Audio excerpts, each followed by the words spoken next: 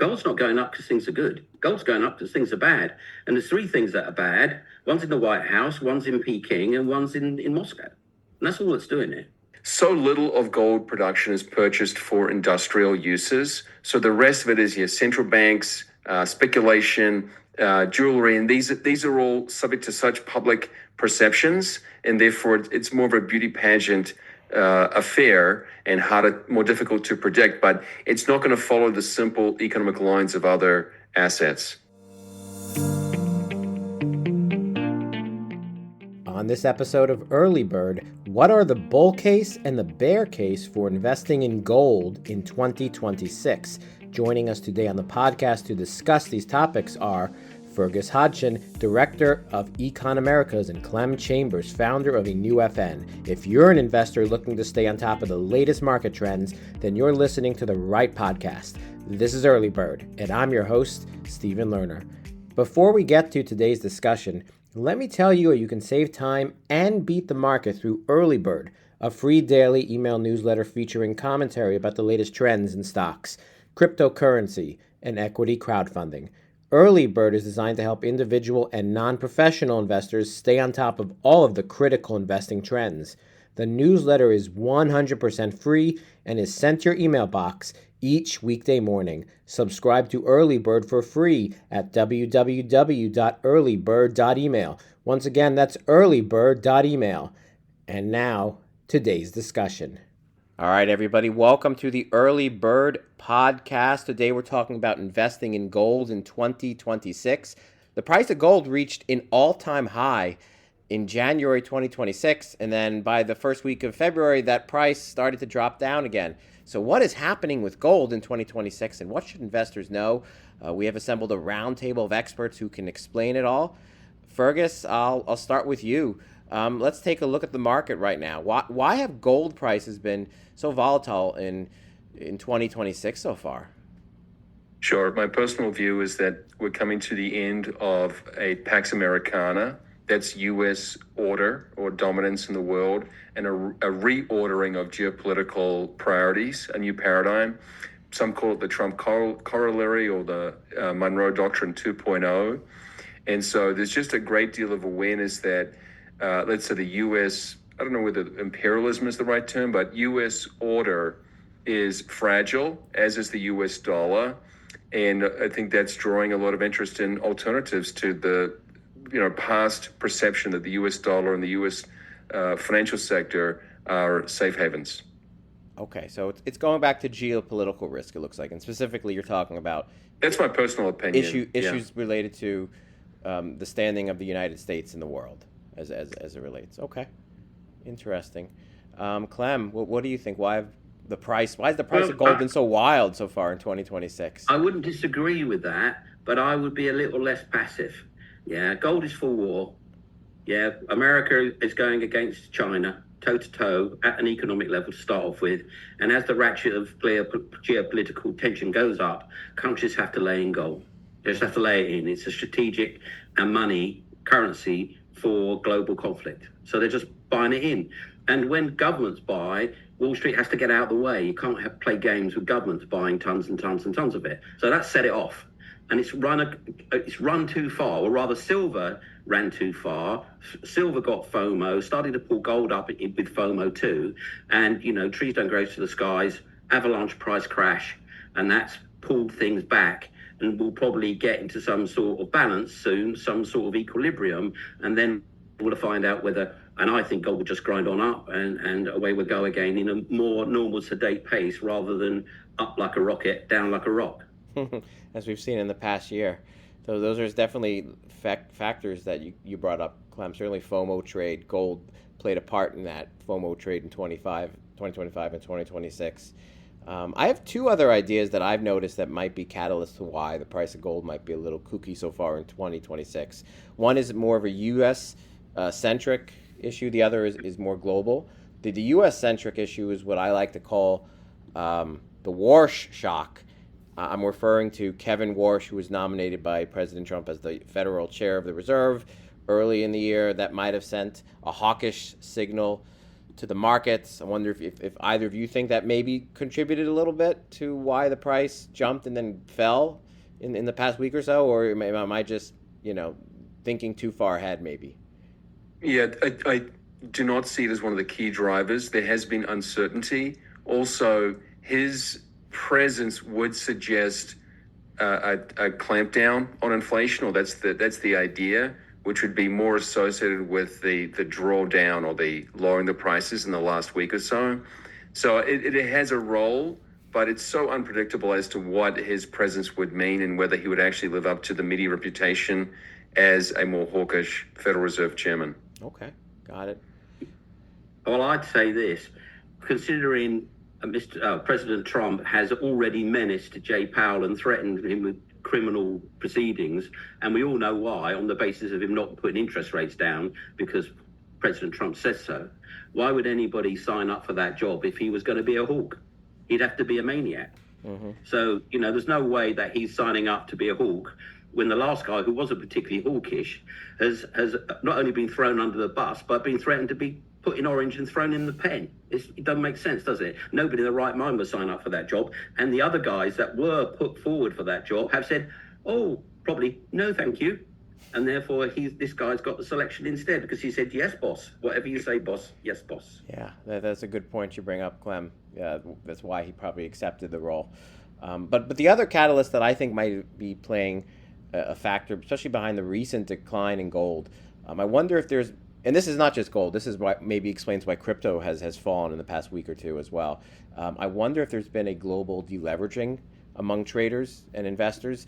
Those traders who may have borrowed money or to invest in gold, maybe they had to sell their positions to cover costs. I wonder is that a factor?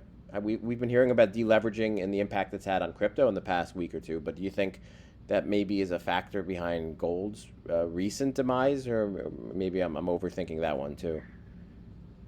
Well, one other element I wanted to address coming from Clem was just, let's say, the herd mentality or this fear of missing out. Obviously, gold is vulnerable to this tendency. And I remember maybe a month ago when I just saw the prices rising incredibly, I thought there's obviously some herd behavior at play. And smarter or more cooler heads, no doubt, will take some profits there. And especially not only in the actual, let's say, physical ETFs or, the actual direct ownership, but various other avenues, whether you're talking about streaming or royalty companies or various mining companies. I do see those exhibiting that where long-term holders took their returns this past month. It has been a crowded trade, and at the end of every month, all the funds have to do their window dressing, and if they're too overcommitted, they have to get back into mandate. Now, when markets are very overstretched, when you get everybody rushing for the exit for technical reasons, it causes a cascade, and that's what you saw. And that pulled down everything and blew up lots of people because they were leveraged. So it always happens, boom, bubble, bust, boom, bubble, bust.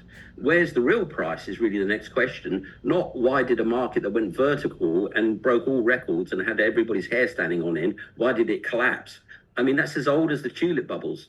So, the collapse. And when things collapse, all sorts of systemic things happen. All sorts of things fall that shouldn't fall because they're all locked together. And then it takes a period of time for the real price to be reestablished. And what you're seeing now is a period of volatility, up a lot one day, down a lot the next day.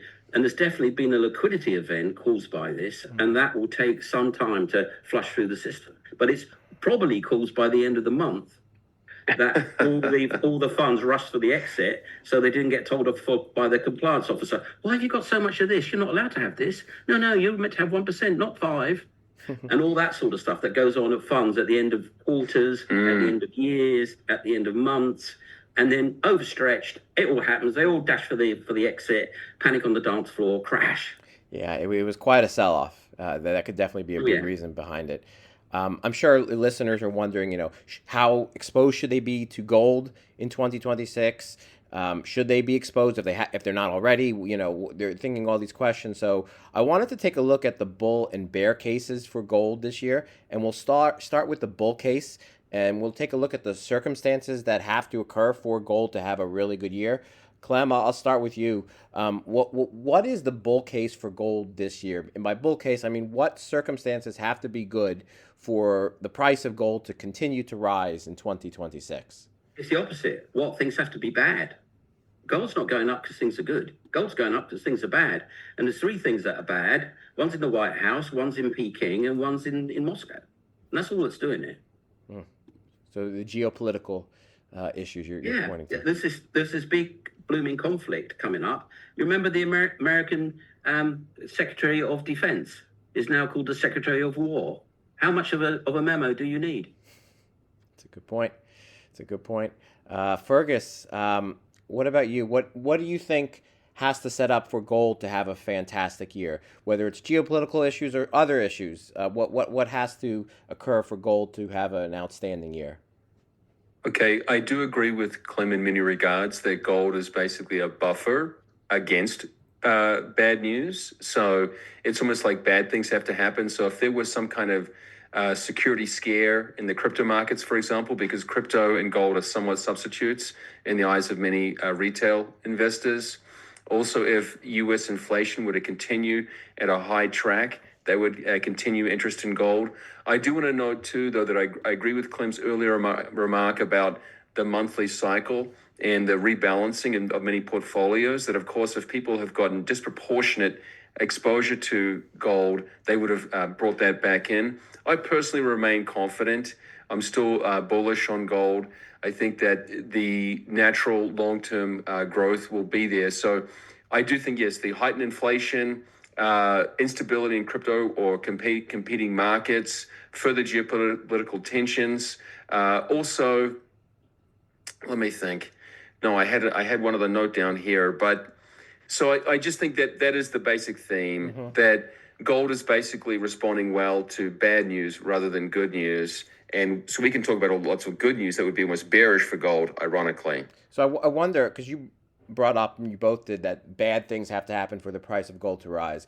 Increased debt levels from nations, would that be one of those bad things that might make investors want to go towards gold? Or more central banks buying gold, would that be a signal to buy gold? More inflows into gold ETFs? Would any of those impact the price of gold for a bull case in 2026? Well, I'll say this. The central banks are not going to stop buying gold, right? Tension's going up. The tension's going up because Taiwan was on the timetable for being in big trouble next spring because China has said PLA be ready by 2027. And be ready means be ready for Taiwan. Well, they've had a little bit of a punch up, has the leadership of China with the PLA, so that might be delayed a little bit. But the whole thing about America versus China, that's going to pivot around Taiwan. And that was set for good weather in the spring of 2027. And that's why gold's been going up. And that's, funnily enough, why China's been buying so much of it. Yeah, gold is for war. It's definitely a fear asset, so to speak. You buy gold is for war. Yeah. It's the currency of war. It's what countries pay for stuff in war. They don't pay for it in paper. You have to pay for it in gold. And that's why they're all buying it. That's why Poland's been buying it. Why do you think Poland buys gold? Because gold is for war. And guess who's on their border? Russia. There you go. Yep, makes sense. So we talked a bit about the bull case for gold in 2026 and what sort of things have to happen for the price of gold to have another outstanding year. Let's take a look at the flip side. Let's take a look at the bear case. What has to happen for gold to have a bad year? Fergus, I'll start with you. Yeah. What circumstances have to happen for it to be a bad year for gold prices, that the so-called bear case? Well, so we've been referring to two chief ingredients. One is geopolitical tension, and the other one is inflationary pressure, right? So one element somewhat goes together. So this year, there is the renegotiation of the USMCA trade agreement. And if that were to go well, right, let's say that it were to be broadened, or were to be, let's say, more open trade between Canada, Mexico, and the United States, that would be deflationary, or would be lowering prices, and that would be bearish for gold. Also, if there were to be a resolution of conflicts, let's say this confrontation with Venezuela were to go peacefully, or there were to be basically a less combative approach from the White House, I would see that as bearish for gold. So in a funny way, yes, it's the good news. And even if this gentleman, Kevin Warsh, were to have an effect at bringing down inflation, of course, that would lead people away from gold as well. It goes back to political stuff. It goes back to policies, both domestic and foreign, that could impact the price of gold, you're saying, this year. Certainly have a negative effect if things go well. Well, we just have to remember that so little of gold production is purchased for industrial uses. So the rest of it is your central banks, speculation, jewelry, and these are all subject to such public perceptions, and therefore it's more of a beauty pageant affair and more difficult to predict. But it's not going to follow the simple economic lines of other assets. It's a little bit of a different asset. You're right about that, Fergus. Clem, what circumstances have to happen for the price of gold to drop in 2026? It could be geopolitical, but it doesn't have to be. What circumstances do you think? It's very simple. It's the opposite of what I just said. Sanity has to break out. Yeah. And, the world seemed to be a bit short on sanity. Remember, it's only a few days ago we were talking about America potentially invading Greenland. I mean, what Mickey Mouse world are we living in?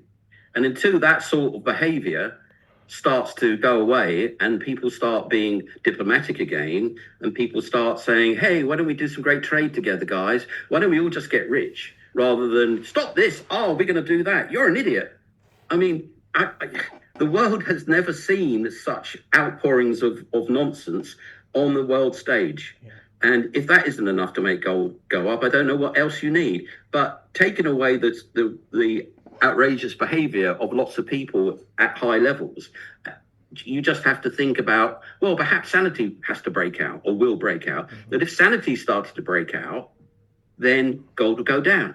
If peace starts to break out, gold will go down.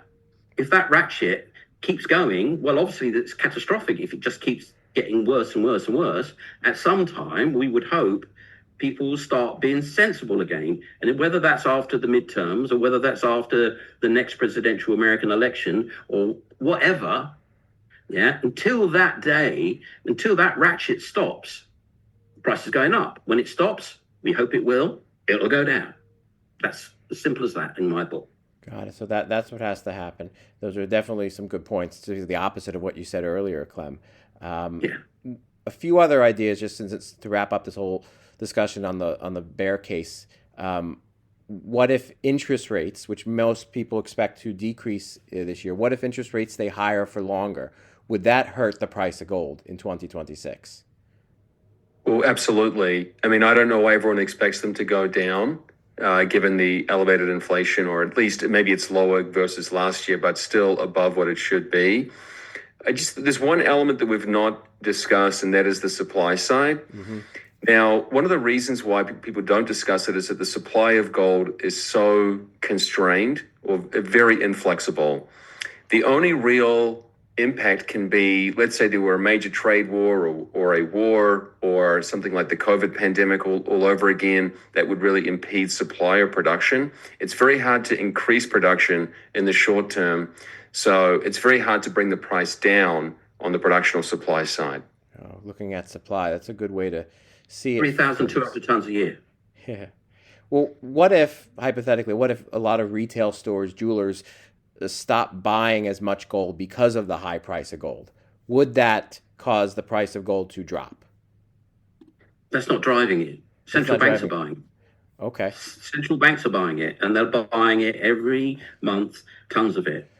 And that's 3,200 tons. Do the math. That's a lot of money. But what about, and this will probably be my last question, what about individual traders? If a lot of investors out there feel that it's a bit too crowded to be in gold and stop buying as much gold, would that cause the price of gold to decrease this year?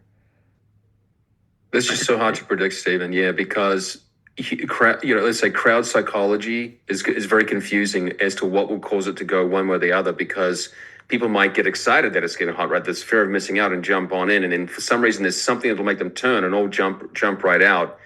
And I don't know when that turn might be. I mean, like I said, I'm confident that we're at basically a structurally higher level for the long term, and I see the 5,000 being stable. I see there's plenty of support to keep it there, and this recent sort of sell-off showed that plenty of people are willing to come in if it goes down at all.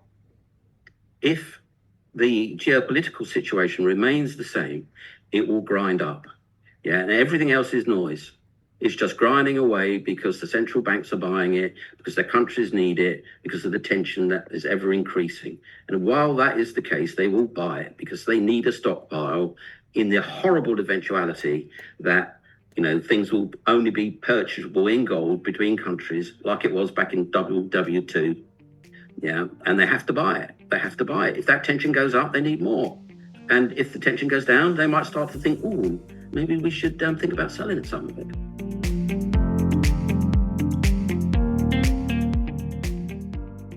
Thank you again to Fergus Hodgson and Clem Chambers for sharing your insights on gold. And thank you to everyone for listening to today's discussion.